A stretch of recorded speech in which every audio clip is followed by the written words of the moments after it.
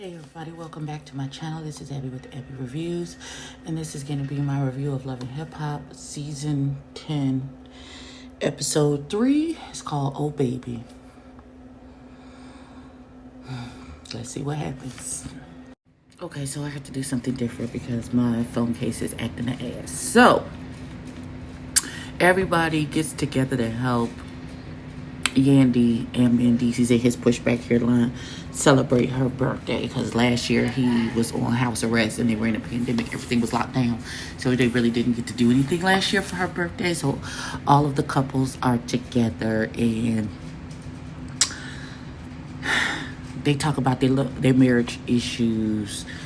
And I don't like that. What's her name? What's the lady name? Put a ring on and make it downplaying the issues. Now, Scrap and Bambi, I don't see that they have huge issues like Safari and Erica do, but we ain't really got into them yet, so we'll see. But her saying, oh, y'all got young marriage people problems. Y'all got titty milk problems. Darling, problems is problems. You can have the same issue that they're having now. You can have in your ragged marriage of 20 years. Don't do that. Don't belittle somebody's issue because you think that it's not really a problem, because clearly it really is. Then, and this is another thing. I want people to stop saying, she knew she was pregnant, blah, blah, blah, blah, blah, blah. I found out I was pregnant with my daughter when I went to a appointment for something else. I was still getting my cycle, all of those things. And I was almost 5 months pregnant when I found out. So, and even though I'm a big girl, I'm not that big a girl where you could tell if I was pregnant or not. I just thought I was gaining weight from the birth control. No, there was a whole baby in there. A whole ass baby. Also, with how big her stomach is in the confessionals, y'all do know these confessionals was done a couple weeks ago, and some of these, they had to reenact some of these scenes. So her body didn't look the same. So everybody, oh, she was pregnant. There's no way her stomach was that big. It wasn't that big at that point when these events actually happened. Not when they recreated them for the TV show, but when they actually happened. So calm down. Now, let's get to my friend Charlie Red and Lamar Odom, who looked like he didn't want to be there. She says they are friends. And they're not having sex. They're just trying to figure out what it is. Clearly, it never worked out. So, we ain't going to have to worry about Lamar, but for so much longer. So, there is that. I mean, they're in the get to know each stage. And apparently, they don't like what they got to know. So, moving on. We about to be mean and petty. I'll be that way sometimes. You bear with me. So, Yandy's husband took some of her money and bought her a Rolls Royce for her birthday. Because he don't have Rolls Royce money right now. Not to say that he won't have it. He didn't have it before. And he really feels like he took her money and threw her a party and bought her a... I could be very wrong. That man could have, in the last year and a half, really bounced back and got on his grind to where he could afford this for his wife. Bless his heart. And his so we come back and Scrappy and Safari are performing. All I saw was them jumping on the stage screaming. I'm sure they performed whatever they performed.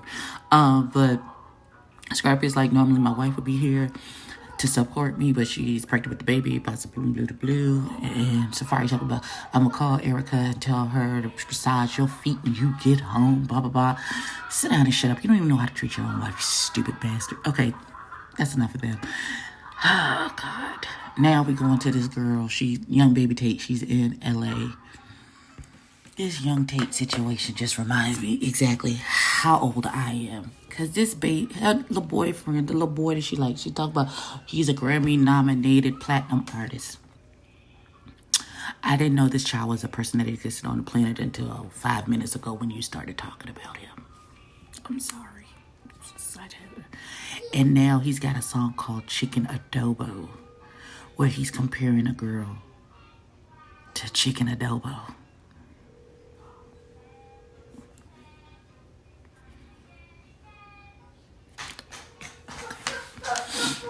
It's no better than you remind me of my Jeep, but chicken adobo?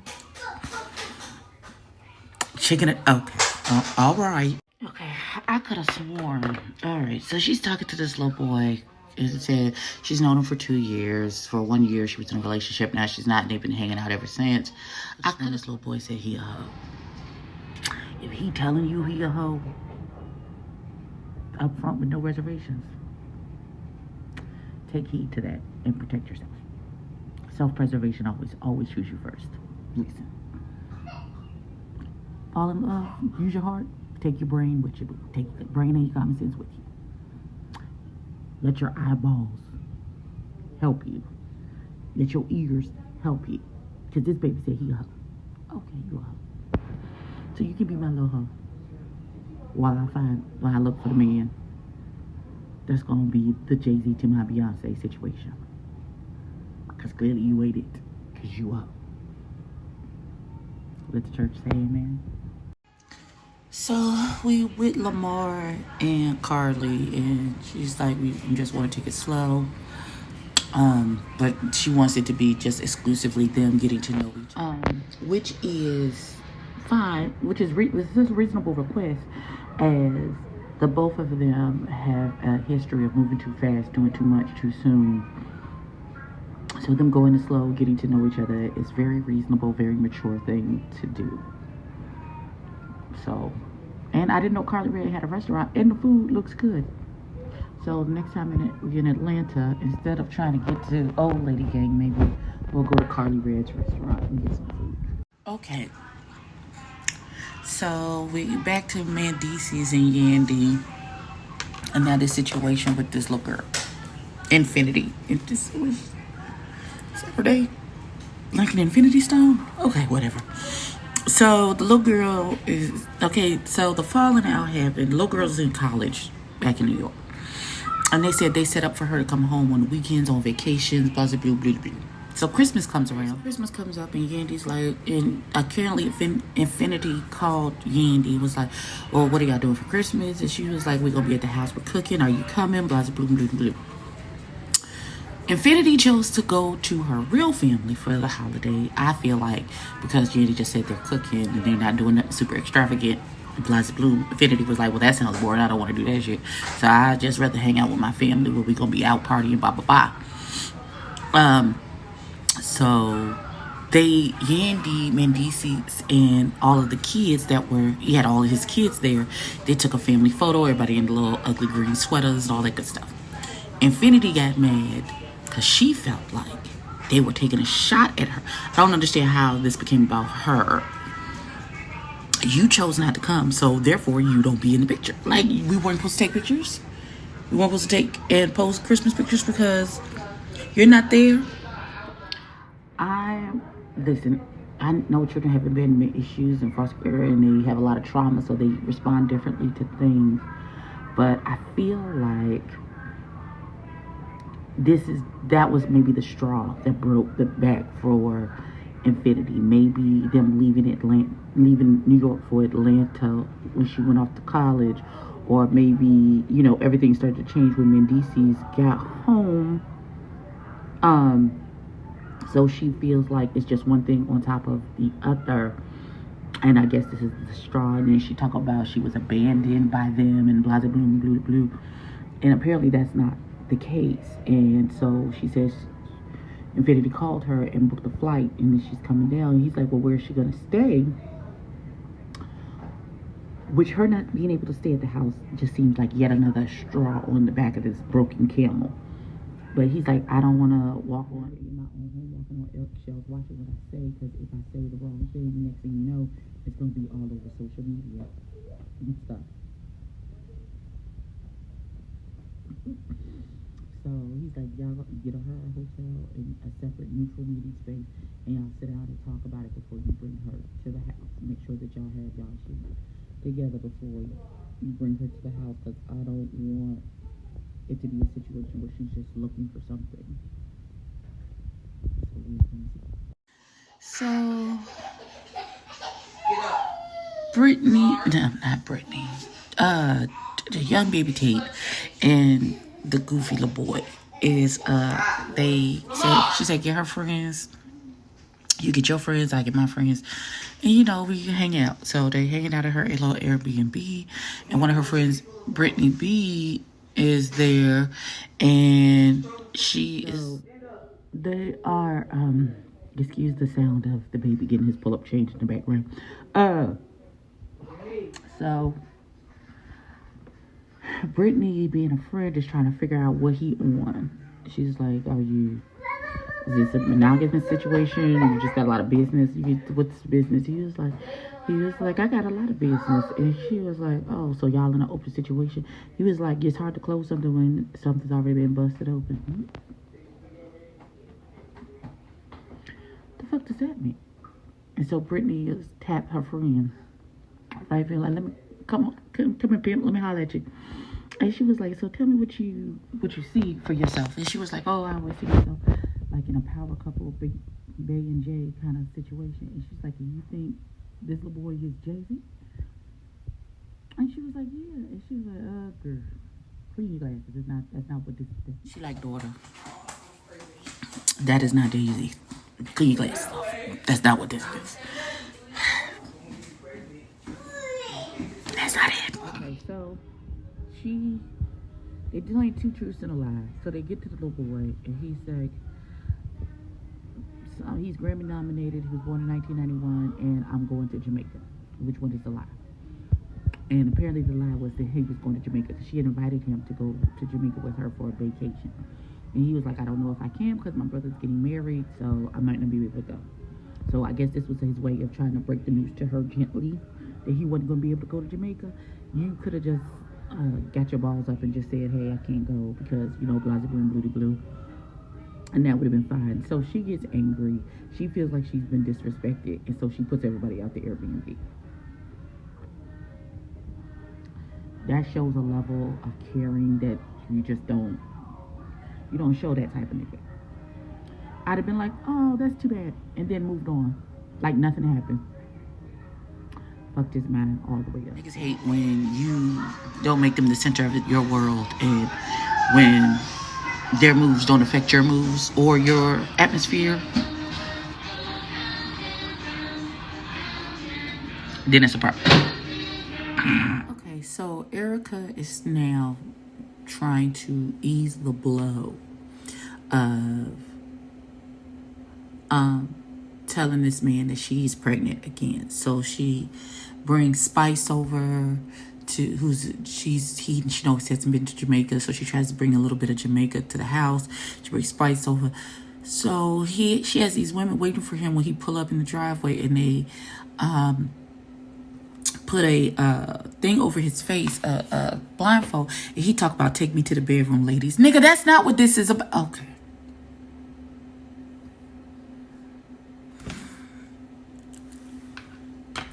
That's not what this is, sir. That's not what's going to...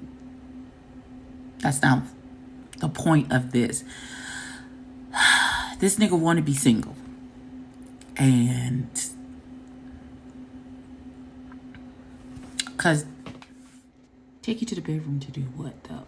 That's my question. Like, okay, let me get out of my feelings, because if they're in an open situation and that's what they want for their marriage and they're happy with that, so be it. But Erica doesn't, I don't know. That doesn't seem like they're on the same page. He talked about every day should be a movie. Every day is not a movie for anyone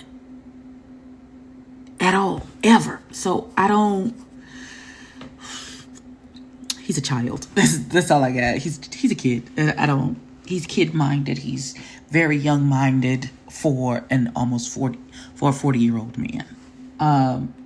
He can't have a midlife crisis because he never grew up. So he's got the Peter Pan situation going on. I don't know what he thinks real life is supposed to be. It's not always. Everything can't be a high all the time. If you don't never experience and appreciate mundane and being content in your life, how do you ever get to appreciate it when the highs are there? Like, let's take this video, for example. At the beginning, I was in a bonnet. My hair wasn't done. My granny glasses were on. Not a drop of makeup on my face. How can you appreciate all of this if you don't ever see that? You know what I'm saying? And the amount of work that it takes to get from there to there. Grow up, sir. So she told the man baby that she's pregnant. And so he was like, oh, I already told you how I felt about having more kids. Like, she did it by herself. Like, she just went into the kitchen and added some eggs and some flour and swirled it around, and then she's pregnant. That's not how it works. If y'all had had a conversation, you know what you need to do to prevent that from happening. Because you every day live a kid, take no responsibility for anything. You just skeeting all over the place. And now you want to look dumb in the face, talk about, oh, well, we were just finding a rhythm. Now that the baby is turning 1, blah, blah, bloom, life is just starting to get back to something manageable. And now we got to start all over again.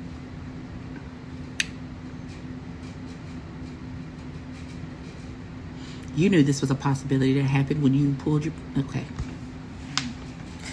And so he goes and walks away and gets on a little 3-wheel thing and takes off.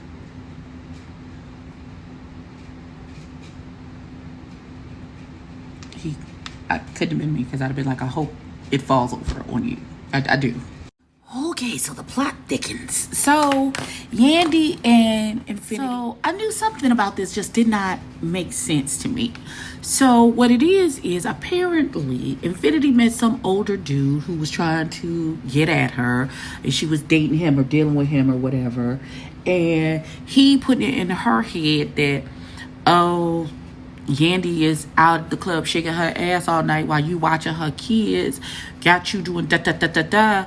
But if I'm your mother and you're my daughter and you 17 and I had to go work, so I say watch your brothers and sisters while I'm gone, then you watch your brothers and sisters while I'm gone.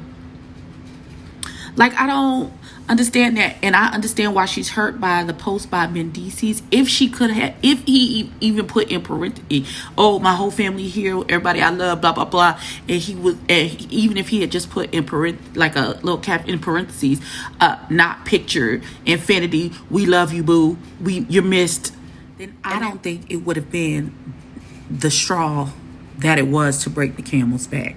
Now, apparently, Yandy's caught on to whatever the man was doing with her, and gave baby girl an ultimatum and said, "Hey, this man is trying to get my kids taken away and call TMZ on me, and he's trying to use you to get information about our situation. Stop dealing with this person. You chose not to, so." For my betterment and for the rest of the children in the house, I had to send you back to your grandmother's house, because clearly you didn't give a damn about what my feelings or what was going on, or having my children the rest of the kids taken out of the house. You know, it was a good house. So I don't understand what the issue is. And she's like, does that mean that I deserve to get thrown back to my grandmother's house? And Yandy was like, yes. If it's you or the other, you refuse to stop dealing with the person who's trying to cause the division in our home, then yes, you will have to go. And as hard as it is, a mother who loves you and wants to take care of you, I have the other children that I have to think about. And you're refusing to do what you need to do to get this particular situation to stop. You don't want to stop messing with the little boy. You clearly are okay with whatever it is that he's saying about me, whatever he wants to do to get the other kids taken out of the house. So therefore, at that point, you are seen as part of that crew and part of the enemy, and yeah, you gotta go. And if that's how the situation broke down, then I honestly I don't have a problem with it. So she was like, so because I didn't do what you wanted me to do in regards to this boy, that just means you just throw me out the house, you just get rid of me. She's like, nobody got you away, nobody treated you like a stranger. And because that's not what she particularly wants to hear, because she's still in her feelings and hurt, she gets up and she said, that's it, I'm done, I'm walking away. And that's how the episode ended. We're going to pick it back up with Mendeecees and all of it, and him talking to Infinity next week. We'll see what happens. Hopefully they can work it out, because I feel like it's a situation that can be worked out. I feel like I don't think the little girl is dealing with that guy anymore, so I feel like maybe that it can be resolved, but we will see. This was my review and recap for Love and Hip Hop Season 10, Episode 3. Please like, comment, and subscribe. Tell a friend, tell a kid, and I'll catch you in the next one. Peace.